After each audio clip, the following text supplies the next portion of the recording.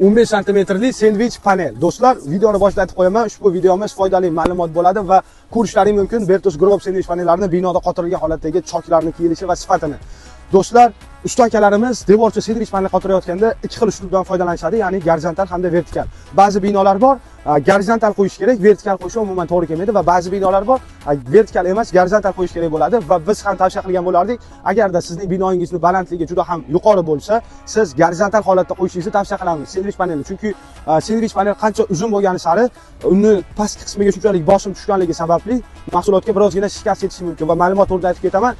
Xuddi mana shu parametrdagi sendvich panelimiz bazalt materialdan tayyorlanganligining hisobiga kilogrammi o'rtacha 20-25 kilogramm chiqadi bir kvadrati. Penoplastigi bo'lsa 7 kilogramm 8 kilogramm atrofida bo'ladi. Do'stlar, kimga sifatli sendvich panellar kerak bo'lsa, albatta ushbu raqamlarga qo'ng'iroq qilib buyurtma bersalaring bo'ladi va videoga like bosib, obuna bo'lish tugmasini bosib qo'yinglar. Albatta o'z kanalimizda sizlar uchun foydali va sendvich panel haqida qiziqarli ma'lumotlarni ulashib boramiz.